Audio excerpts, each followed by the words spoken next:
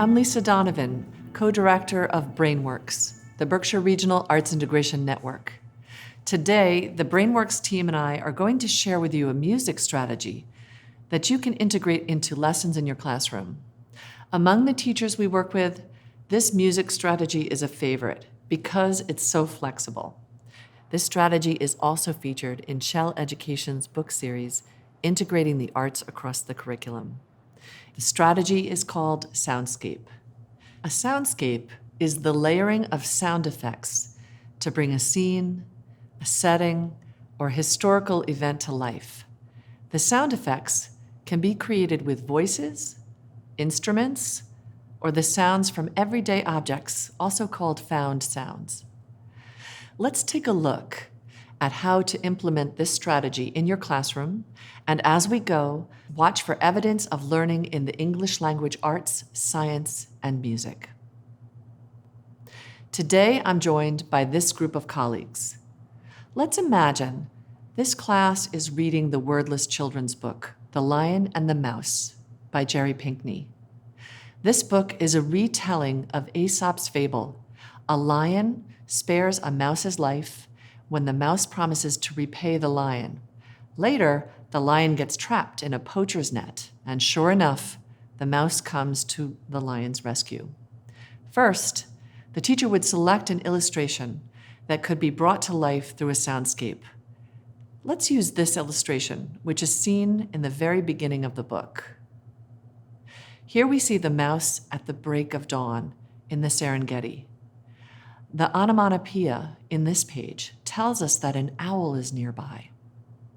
Now together we'll generate ideas for sounds that we might hear if we imagine we are present in this setting with the mouse. We can draw inspiration from Jerry Pinkney's richly detailed illustration.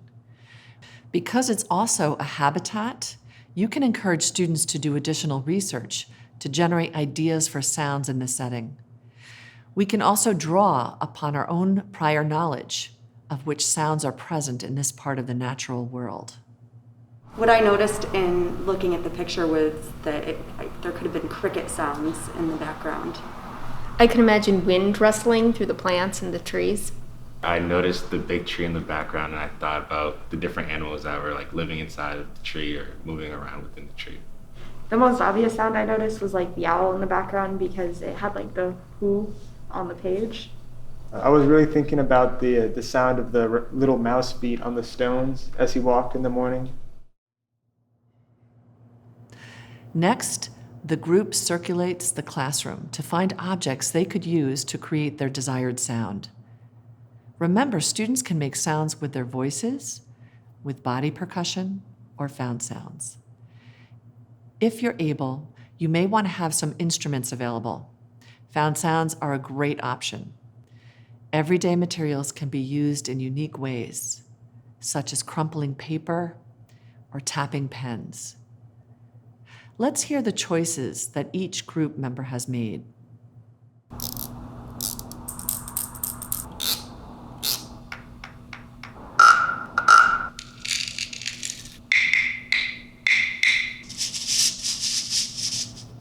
As a class, discuss the term duration.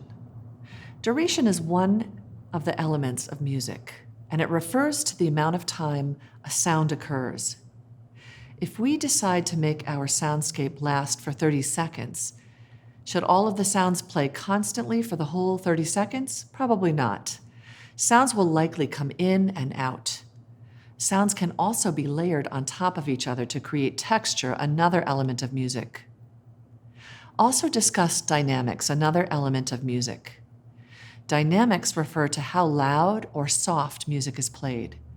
In this soundscape, invite students to consider how sounds exist in nature. What's loud? What's soft? What overlaps?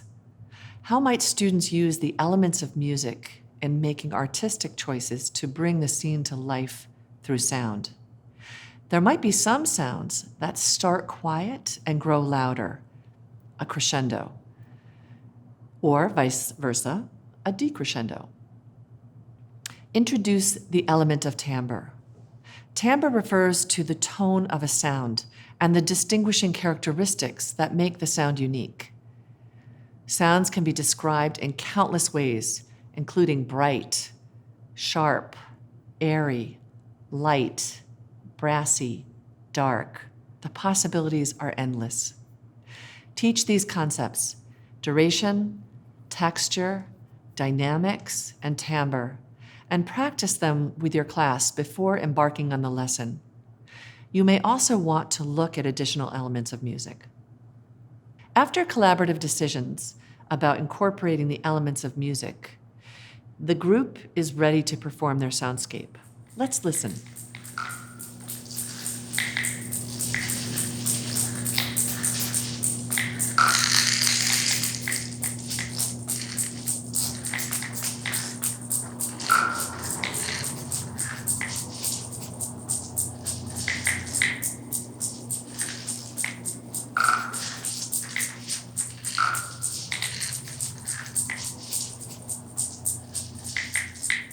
Notice how the group considered duration.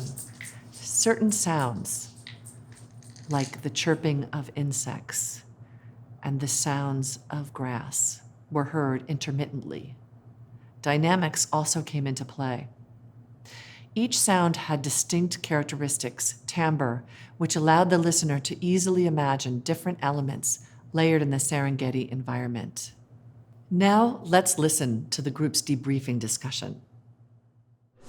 Well, I think that when you're working with students, using a multisensory approach where they can get their hands on materials and work with them is very engaging. It's a really immersive experience, getting to listen to all the sounds. You're in the Serengeti, you're there with the mouse. It's a full body experience along with the story.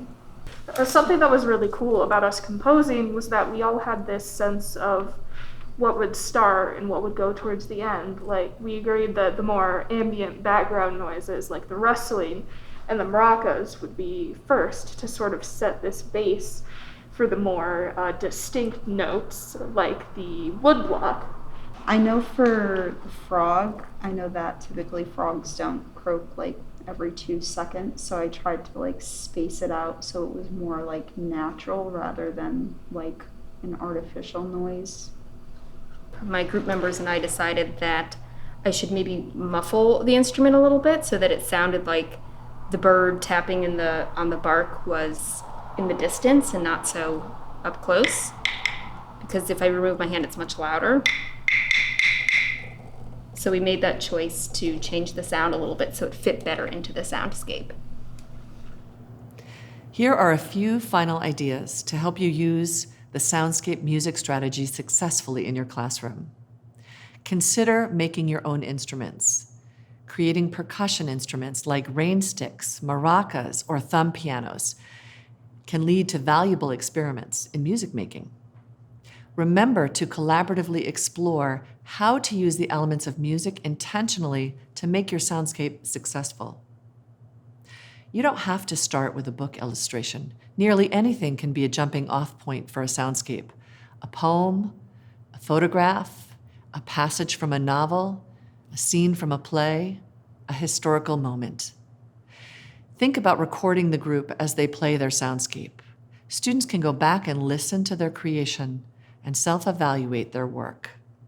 Soundscapes are an excellent way to encourage students to compare and contrast. Make a soundscape representing before or after a chosen event, or have students create soundscapes to show what a setting might have been like 200 years ago versus today. You'll notice in arts integration, you don't need to leave the process of learning to assess. Assessment is built right into the strategy itself. The planning students engage in as they create their soundscape provides opportunities for teachers to assess learning throughout the strategy.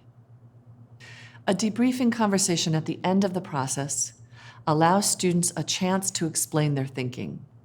It solidifies academic concepts for them and helps you to evaluate their comprehension of their topics. When artistic work is shared, students can also provide peer feedback. We hope you'll try Soundscape in your classroom. If you liked this video, be sure to check out other tutorials from Brainworks. how to use Tableau in your classroom, and how to use movement phrases in your classroom. Visit us on the web at brainworks.mcla.edu. Thanks for watching.